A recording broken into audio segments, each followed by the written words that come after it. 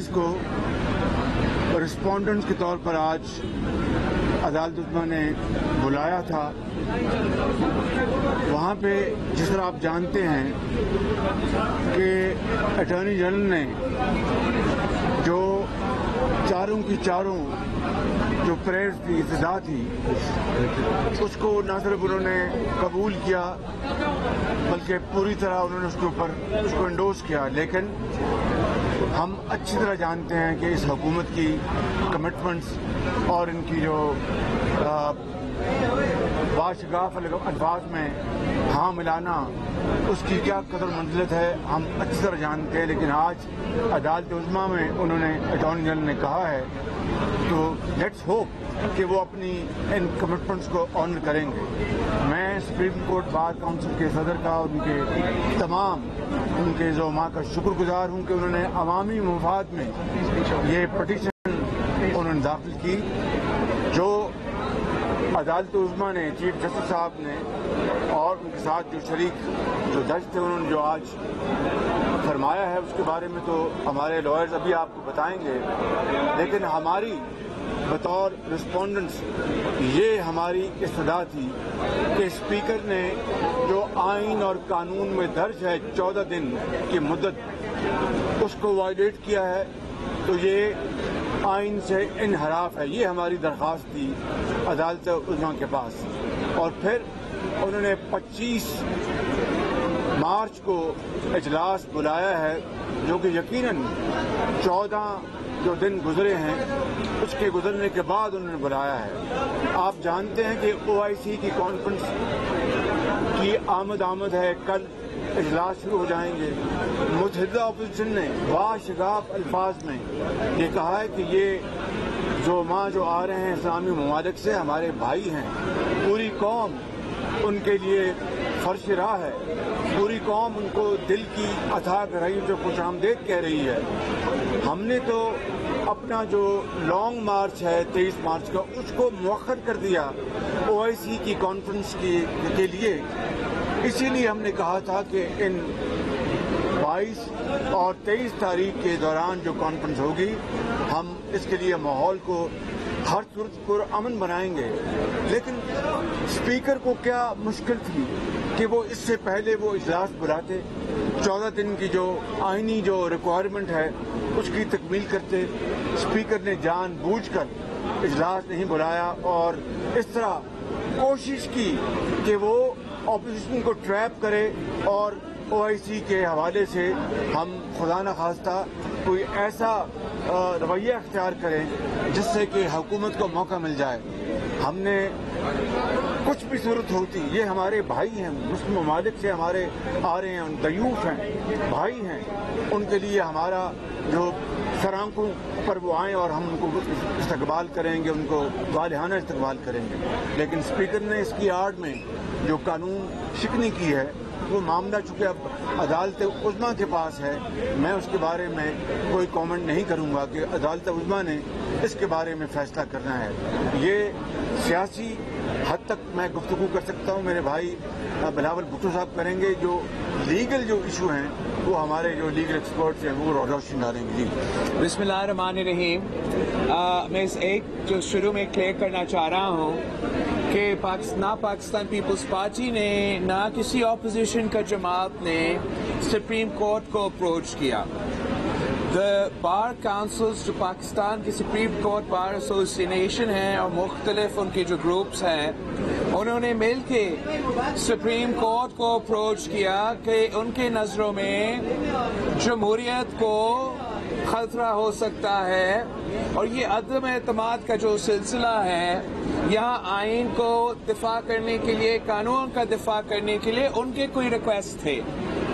جب سندھ ہاؤس پہ حملہ ہوا تو سب سے پہلے ہم چیف جسٹس صاحب اور سپریم کورٹ کا اپریشیٹ کرتے ہیں کہ ایک ویکینڈ ہوتے ہوئے سپریم کورٹ بیٹھا اس چیز کا اسی کیس کے سلسلے میں نوٹس لیا اور اس انسیڈنٹ کے بعد سارے اپوزیشن پارٹیز کو اپنا وکلا کے تھرو اس کیس کا حصہ بنائیں اس لیے کہ ہم سیاسی جدوجہد پارلیمان میں لڑنے میں یقین رکھتے ہیں آئینی اور قانونی جدوجہد یا عدالت میں ہم یقین رکھتے ہیں تو آج ہم عدالت کے احترام میں، عزت میں، اس لیے ہم سمجھتے ہیں کہ یہ ہمارا آئینی حقوق کا دفاع کرنے والا ادارہ ہے. سارے جماعتوں کی قیادت کے لیول پہ ہم آبزرورز کے تحت ادھر بیٹھے رہے جب ہمارا لائرز نے اپنے کیس سامنے رکھا. اور جو پوائنٹس میں عوام کو اور میڈیا کے سامنے رکھنا چاہ رہا ہوں کہ یہ حکومت اس حد تک عدم اعتماد سے بھاگنا چاہ رہا ہے، اس الیکشن سے بھاگنا چاہ رہا ہے کہ وہ آئین توڑنے پر آئے ہیں.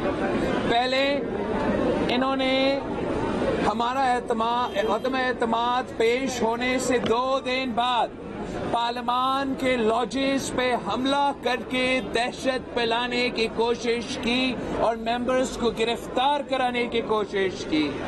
جب کچھ ممبرز نے اپنا پناہ کے لیے سندھ ہاؤس کو چوز کیا کہ وہاں ایٹ لیسٹ صوبائی حکومت کا بھی پولیس ہوگا تو ان کا تھوڑا بہت تحفظ کیا جائے گا، تو پھر سندھ ہاؤس پہ اور پارلیمان کے ممبرز کے خلاف ایک مہم چلایا گیا، اور پھر سندھ ہاؤس پہ اور وفاق پہ ایک حملہ کیا گیا، جمہوریت پہ حملہ کیا گیا، اور دہشت پھیلانے کی ایک اور کوشش تھی.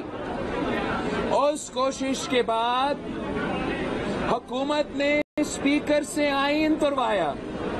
ہمارا بیچارہ اسپیکر کو میں میڈیا کے تھرو پیغام پہنچانا چاہ رہا ہوں، آپ اپنا کام بڑا طریقے سے لائر سے مشورہ کر کے کیا کریں. یہ لوگ آپ کو آرٹیکل 6 میں پھنسائیں گے. اسپیکر نے سیشن کو 14 دن میں نہ بلا کے پہلا آئین کا خلاف ورزی ابھی اس نے کر لیا ہے. باقی جو قانونی اور آئینی پوائنٹس ہیں کہ ممبران پارلیمان کا حق ہے کہ وہ ووٹ ڈالے اور کوئی ان کا ووٹ ابسٹرکٹ نہیں کر سکتے. یہ سپریم کورٹ بار ایسوسیشن کی اپیل ہے سپریم کورٹ سے، اور ہمیں بھی امید ہے کہ جو بھی ہو حکومت تو آئین توڑ سکتا ہے، اسپیکر تو آئین توڑنے اس نے دکھا دیا ہے کہ وہ آئین توڑ سکتا ہے، مگر ہمارا اعلیٰ عدلیہ انشاءاللہ تعالی امید یہی ہے کہ ہمیشہ وہ کسی سیاسی سائیڈ نہیں لیں گے، لیکن امید یہ ہے کہ وہ آئین کا سائیڈ لیں گے، قانون کا سائیڈ لیں گے اور جمہوریت کا سائیڈ لیں گے. کسی سیاسی جماعت کا وہ کوئی پوزیشن نہیں لیں گے. اب میں ذرا مینگل صاحب کو بھائی ذرا ٹھہر جائیں، میں مینگل صاحب کی بات کر رہے ہیں، کیا کر رہے ہیں؟ شکریہ صاحب، کیونکہ اس بارے میں تفصیلاً تو میرے خیال میں ہمارے لائر جی جو آئینی اور قانونی جو مسائل ہوئے ہیں اس پر بات کر سکتے ہیں، لیکن ایک یہ حقیقت ہے کہ جس آئین کی پاسداری حکومت کو کرنی تھی، جس آئین پر عمل درآمد حکومت کو کرنا تھا، یا جس آئین کی حفاظت کی ذمہ داری جو حکومت کی کرنی تھی، حکومت کے بجائے ہمارے سپریم کورٹ بار کے وکلاؤں نے اس کا احساس کرتے ہوئے یہ پٹیشن داخل کی، اور اس پٹیشن کے تحت ہم پولیٹیکل پارٹیوں کو جب نوٹس جاری کیے گئے تو ہم ایز اے آبزرور آ کے ہم نے یہاں پر دیکھا، اور امید ہی یہی ہے کہ جو آج بھی ہم نے کارروائی دیکھی کہ یہاں سپریم کورٹ میں بھی آئین کی پاسداری کرتے ہوئے وہ آئینی اور قانونی فیصلے کیے جائیں گے. مزید میرے خیال میں ہمارے جو لائرز ہیں وہ اس پر مزید تفصیل سے بات کریں. میں جناب اعظم نذیر طاہر صاحب کو گزارش کروں گا کہ وہ آپ کو آج جو کارروائی ہوئی ہے وہ لیگل پارلمنٹ میں آپ کو بتا دیں، اور اس کے بعد کوئی سوال کا جواب ہم نہیں دیں گے کیونکہ یہ معاملہ اب سب جڑے ہیں. جی بہت بہت شکریہ. جی ایک سیکنڈ ذرا پہلے ایک کلیئرٹی آ جائے، جیسے کہ سیاسی رہنماؤں نے بھی شکریہ ادا کیا، سپریم کورٹ بار ایسوسی ایشن کا شکریہ ادا کیا کہ یہ ایک عوامی مفاد کا معاملہ تھا جس میں فلور ملا کورٹ کا پولیٹیکل پارٹیز کو بھی اور حکومت کو بھی.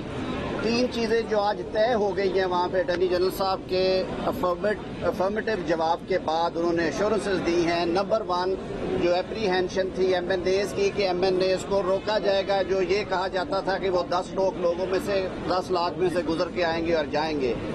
آج اٹارنی جنرل فار پاکستان نے کورٹ میں یہ بیان دیا اور اپنی ایشورنس ریکارڈ کروائی ہے، جسے کہ نوٹ بھی کیا کورٹ نے، کہ کسی الیکٹڈ ایم این اے کو نہیں روکا جائے گا اسمبلی کا اجلاس اٹینڈ کرنے سے، 1 نمبر 2 کسی ایم این اے کو جس پارٹی سے بھی ہو نہیں روکا جائے گا رائٹ آف ووٹ سے کہ وہ ووٹ دے۔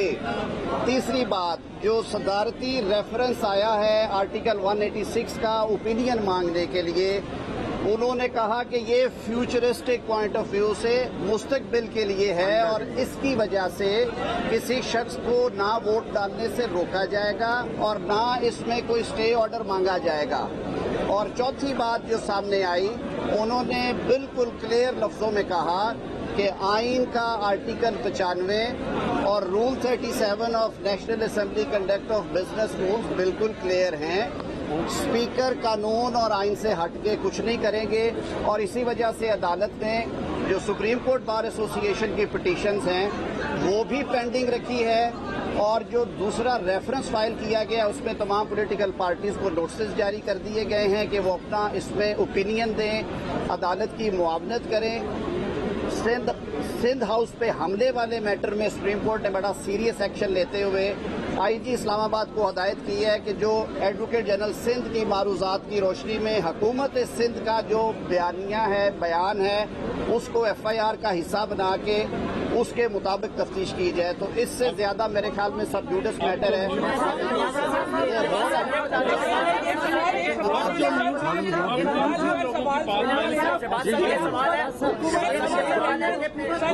آپ کا پٹیشن ہے، آپ خود اگر کچھ بات کرنا چاہیں سر۔ نو کانفیڈنس ووٹنگ جو ہے وہ ہوگی، لیکن ریفرنس جو ہے ریفرنس چلتا رہے گا۔ اس ریفرنس کا اگر کوئی فیصلہ آتا ہے ریورس ہو سکتا ہے وہ یا نہیں؟ کوئی بات یہ ہے کہ سپریم کورٹ بار ایسوسی ایشن، آج ہائی کورٹ بار ایسوسی ایشن کے پریزیڈنٹ اکبر ڈوگر صاحب، vice chairman Punjab bar council, Islamabad bar council, تمام ہمارے جو نمائندے ہیں وہ آئے، انہوں نے آج کی پروسیڈنگز کو اٹینڈ کیا۔ ہمارا صرف اور صرف موقف یہ ہے کہ ملک میں رول آف لا اور قانون اور آئین کی بالادستی ہونی چاہیے۔